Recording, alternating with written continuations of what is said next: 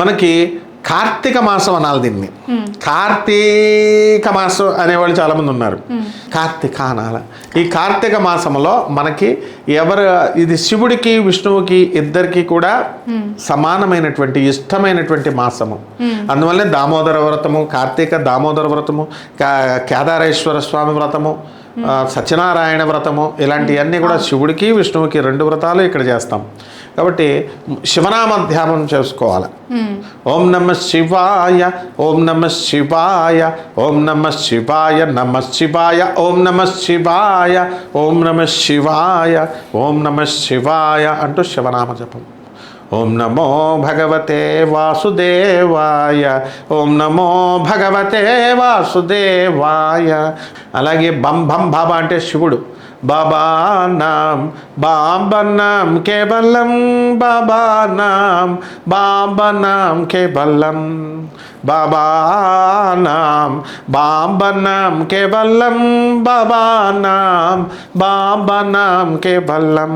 ఇది శివుడిది అనమాట. కాబట్టి కార్తీక మాసంలో మనం మహావిష్ణువుని చేసిన, శివుడి నామాన్ని మంత్రజపాలు చేసిన మనకి చక్కగా శివుడికి అభిషేకం చేసుకుంటూ, ఎవరి ఓన్లో కొంతమంది అభిషేకాలు చేసుకోవడం ఇంట్రెస్ట్ ఉంటుంది, వాళ్ళు ఎక్కువ ఖర్చు పెట్టక్కర్లేదు. మామూలు శుద్ధోదక జలం, మామూలు నీళ్లతో ఓం నమ శివాయ అంటూ చేసుకోవచ్చు.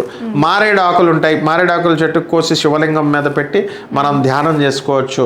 అలాగే పంచామృతాలు ఉన్నాయి, ఆవు పాలు, ఆవు పెరుగు, ఆవు నెయ్యి, పంచదార, తేనె, వీటిల్ని శివుడికి అభిషేకం చేసుకోవచ్చు. ఒక్క శుద్ధోదక జలం మామూలు నీళ్లతో చేస్తే, ఓం నమ శివాయ అంటూ చేస్తే, ఈ మంత్రాన్ని చేసినటువంటి అర్చనులు వారు ఇంద్రకీలాద్రి పర్వతం బెజవాడ కనకదుర్గమ్మ మన దేవస్థానంలో గురువుగారికి అర్జునుల వారికి ఏమైంది, పాశుపతాస్త్రాన్ని ఇచ్చేసాడు పరమేశ్వరుడు ఓం నమ శివాయ చేస్తే. అలాగే ఓం నమో భగవతే వాసుదేవాయ అని చేసినందుకు గాను ఈ రోజున మనకి అంబరీషుడు అనేటటువంటి మహాభక్తుడు ఉన్నాడు. దూర్వాసుడు ఆయన శపించేసిన ఏం లేదు, డిన్నర్కి రావయ్యా అని దూర్వాస మహర్షి ఆయన శిష్యుల్ని పిలిచాడు. ఏకాదశి రోజున, ద్వాదశి రోజున పిలవాలి. అది వెళ్ళిపోతున్న టైంలో ద్వాదశి వ్రతం భంగరం అవుతుందని పాపం మంచినీళ్ళు తాగాడు, ఇంకా రావట్లేదని, లేట్ అయిందని. మంచినీళ్ళు తాగినందుకు దూర్వాసుడు వచ్చి బెళ్ళపిచ్చి శపించేస్తుంటే ఆ శాపాలకి శ్రీ మహావిష్ణువు మరి దౌర్వాసుడి మీద సుదర్శన చక్రం వదిలేస్తే తరిమి కొడుతుంది దౌర్వాసుడిని. మళ్ళీ వెళ్ళి క్షమాపణ అంబరీషుడి యొక్క కాళ్ళు పట్టుకున్నాడు. అదేవిధంగా అంబరీషుడు మీదకి శత్రు రాజులందరూ కూడా యుద్ధానికి వచ్చేస్తే అప్పుడు ఆయన ఏం చేస్తాడంటే, ఎవరైనా శత్రురాజులు మన మీదకి వస్తే పక్క రాజ్యం వాళ్ళందరినీ సపోర్ట్ తెచ్చుకోవాలి. ఈయన అలా తెచ్చుకోకుండా ఓం నమో భగవతే వాసుదేవాయ అంటూ జపం చేసుకుంటుంటే ఈయనకి పిచ్చి పెట్టింది రాజుగారికి అనుకున్నారు జనం, రాజ్యంలో ప్రజలు. కానీ అక్కడ విచిత్రం ఏంటంటే, సీన్ కట్ చేస్తే ఈ శత్రురాజులు వచ్చి ఇలా చేతులు పట్టుకోబోతుంటే అంబరీషుడిని ఎవరో వీళ్ళ చేతులు కోసేస్తున్నారు. శత్రురాజుల యొక్క చేతులు కట్టై పడిపోతున్నాయి, ఎంతమంది పడుకుంటే అంతమంది. అది సుదర్శన చక్రం చేస్తుంది.